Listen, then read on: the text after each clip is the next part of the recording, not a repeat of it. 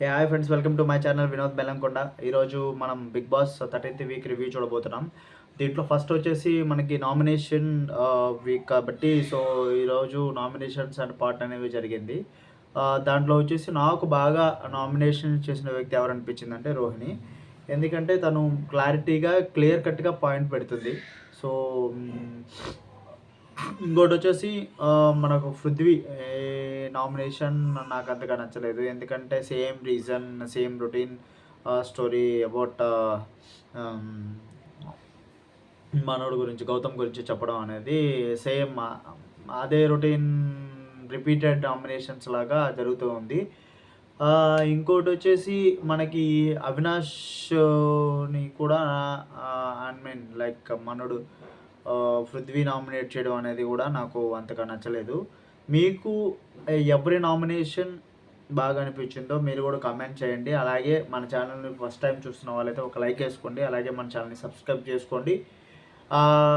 ఇప్పుడు మనం మాట్లాడుకోవాల్సింది వచ్చేసి ఒకటి గేమ్ వైస్ నేను చూస్తే విష్ణుప్రియ గేమ్ ప్రీవియస్‌గా వచ్చేసి ఎక్సలెంట్‌గా ఉండింది.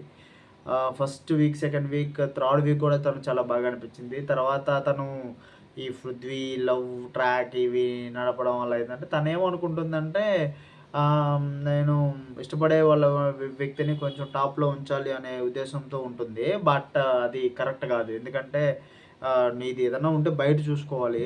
ఇక్కడ 'బిగ్ బాస్' హౌస్‌లో ఖచ్చితంగా నువ్వు చేసే ప్రతి యాక్టివిటీ జనాలు చూస్తారు కాబట్టి అది నీ ఆట మీద కాకుండా నీ బిహేవియర్ మీద కూడా పడే ఛాన్సెస్ ఉంటాయి. ఇంకోటొచ్చేసి ప్రేరణ ఓకే. బట్ నామినేషన్ టైమ్ వచ్చేలకి తను బాగా నామినేట్ చేయదనేసి అయితే నా ఉద్దేశం యాక్చువల్‌గా. సో, మీ ఉద్దేశం ఏంటో కామెంట్ చేయండి. అలాగే మన ఛానల్‌ని ఫస్ట్ టైం ఎవరైనా చూస్తుంటే ఒక లైక్ ఏసుకోండి. అలాగే సబ్స్క్రైబ్ చేసుకోండి. ఇంకోటొచ్చేసి ఈరోజు హౌస్‌లోకి ఇద్దరు కొత్త వ్యక్తులు రావడం జరిగింది. ఒకటి అఖిల్, ఇంకోటి మన దీత్తడి పాప వచ్చింది. సో, వీళ్ళిద్దరు కలిసేసి బిగ్ బాస్ వీళ్ళకి టాస్క్ ఇయడం అనేది బాగుంది యాక్చువల్‌గా. వాళ్ళు సెలెక్ట్ చేసుకునే విధానం బాగుంది. వాళ్ళు కూడా క్లారిటీగా చెప్పారు విష్ణుప్రియకి. విష్ణు, నువ్వు లవ్ ట్రాక్ అనేది జనాలకి నచ్చటం అనేది ఇండైరెక్ట్‌గా చెప్పారు. బట్ తను తీసుకోలేకపోయింది.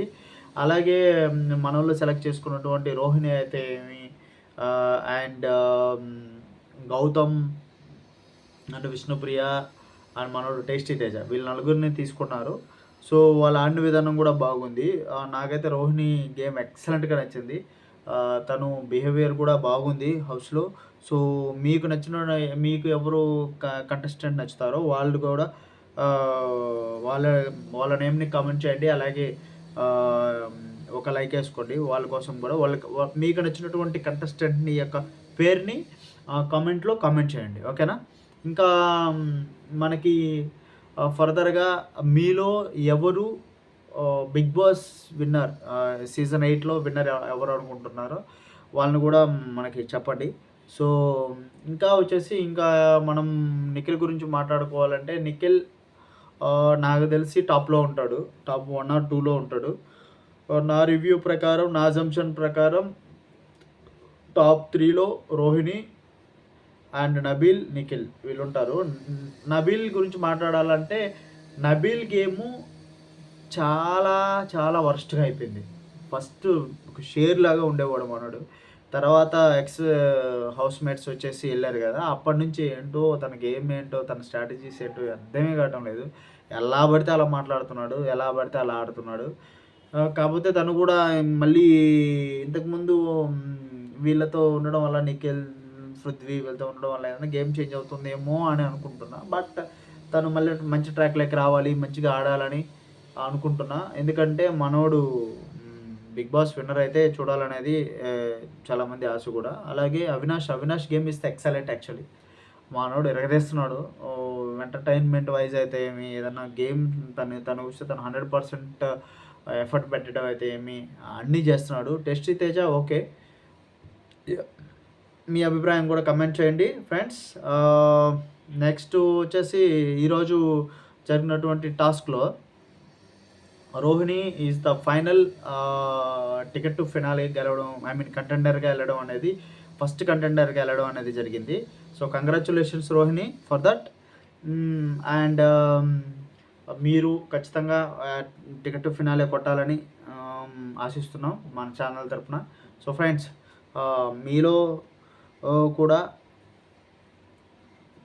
బిగ్ బాస్ లవర్స్ ఉంటే కమెంట్ చేయండి. అలాగే మన ఛానల్‌ని సబ్స్క్రైబ్ చేసుకోండి.